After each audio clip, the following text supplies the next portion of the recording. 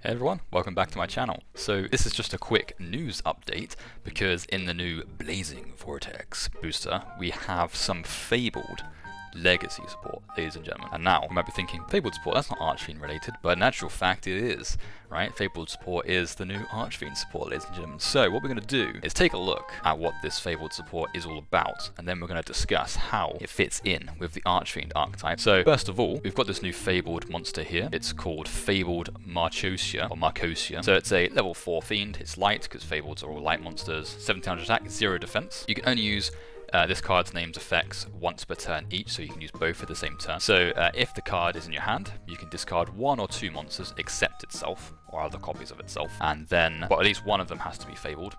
And if you do, special summon this card, and if you do that, it gains 200 attack for each monster you discarded with this effect. And then, if this card is discarded to the graveyard, you add 1 Fabled spell or trap from your deck to your hand. So it searches Fabled spell or traps, which is great. Nice card. Moving on. We've got this level 2 Light Beast Tuner. So the first one isn't a tuner. And this is called the Fabled Afank.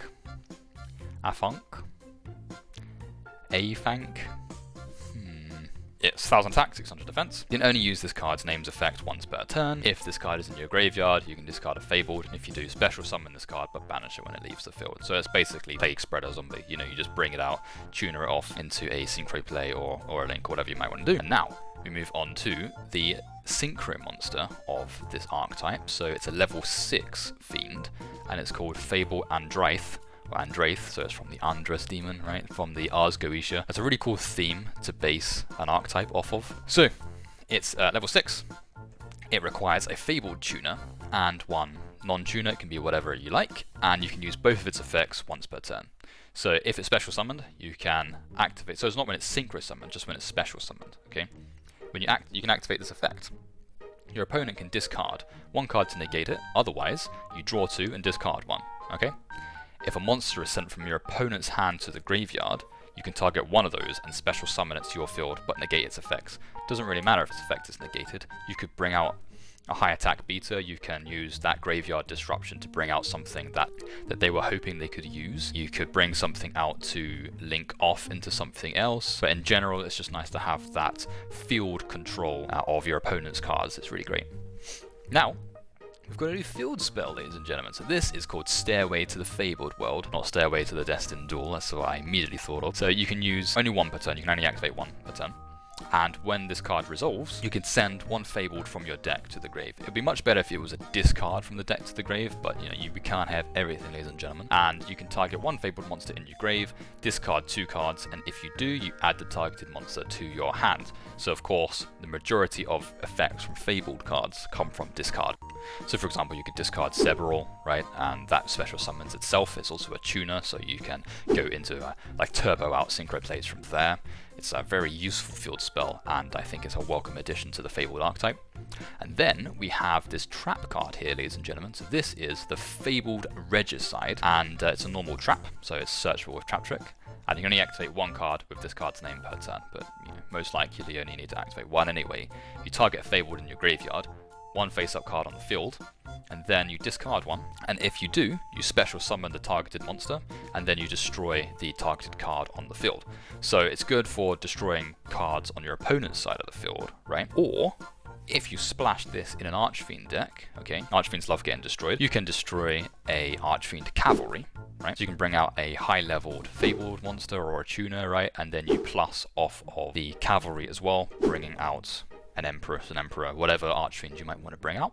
Or if Empress is on your field, you can destroy that and bring out an even stronger monster. Similarly, you could get rid of an Heiress and search from its effects. If you've got Pandemonium on the field, then you get to search, summon, and search again. So that's very interesting. I would suspect that you would use the Stairway to the Fabled World over Pandemonium, because then that allows you to really kickstart the Fabled engine and then use Archfiends for their destruction effects based off of what you plan on doing here. So, let's have a look at these cards in a bit more detail. So Fabled Marcosia you can discard 1 or 2 monsters, right? So you can discard 1 Fabled monster. That could be any Fabled monster that might want to special summon itself. And then the other card could be a Fiendish Rhino Warrior, or it could be an Heiress getting her effect. So that allows you to special summon itself. Doesn't really matter about the attack game, because you're most likely going to use this to go straight into a synchro play or straight into a link play. So one of the things that holds Archfiends back in the early game is being able to bring out monsters quickly. We've got Call of the Archfiend, we've got Archfiend's Roar, but they're traps. And there could be spells, right? Necro Prison can bring out things fairly quickly, but it's not searchable. Whereas this Fabled monster can easily bring out itself to the field. It can easily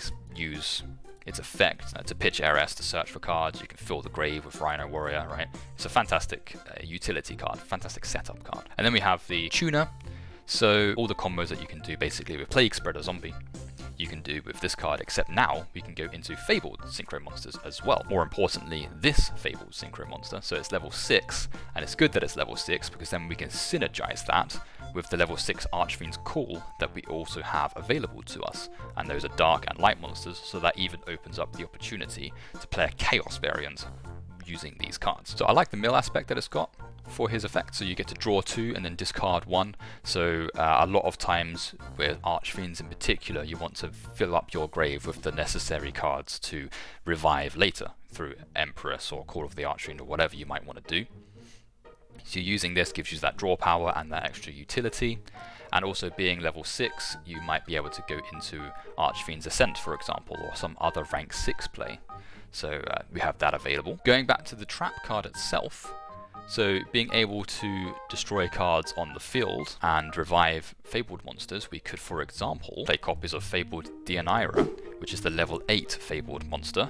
So bringing that out onto the field, destroying cavalry to bring out an Empress that will allow you to go into a rank 8 play. So that gives you the opportunity to go into Draglubion and swing for game with some stupid Numeron OTK style monster. You could run copies of Sulcius, which has its own effect of being able to summon itself, but being able to use it from this trap card allows you to bring out the monster and then also use other copies of it to bring 2 copies of itself out to the field, right? So there's lots of utility there. These cards seem like welcome legacy support to me. I quite like the fact that they have lots of synergy with each other. There's lots of opportunities to splash it in Archfiends. So I'm quite excited to build a Fabled Archfiend deck, right? Or Fiend Roar deity, if you remember that translation of the archetype. Another cool thing about Marcosia, and in general putting these 2 archetypes together, is that it can use, say, the Dark Spirit monsters, which have a focus on level 8 Fiends. So you can bring out the Fabled level 8 Fiends and the level 8 Archfiend monsters as well, and you can fill up the grave much more quickly using this effect, and also, whilst at the same time maintaining your field presence. So there have been combos in the past where you can use Foolish Burial, or you can use Void Apocalypse to dump stuff into the grave. But using this card, you at least get a monster out onto the field, and you can have an end board whilst also filling up your grave with the necessary combo pieces for your next turn. That effectively sums up this news piece. I just wanted to get that out there just to show you this sort of legacy support that we've got and how it might work with Archfiends. So there you have it, ladies and gentlemen. If you like Archfiend related duels, combos, reviews, that sort of thing, then feel free to have a browse. If you enjoyed this video, then please give it a like. And if you want to see more Archfiend related content in the future, then please subscribe as well, because that helps a lot. So until next time, ladies and gentlemen, I'll see you around.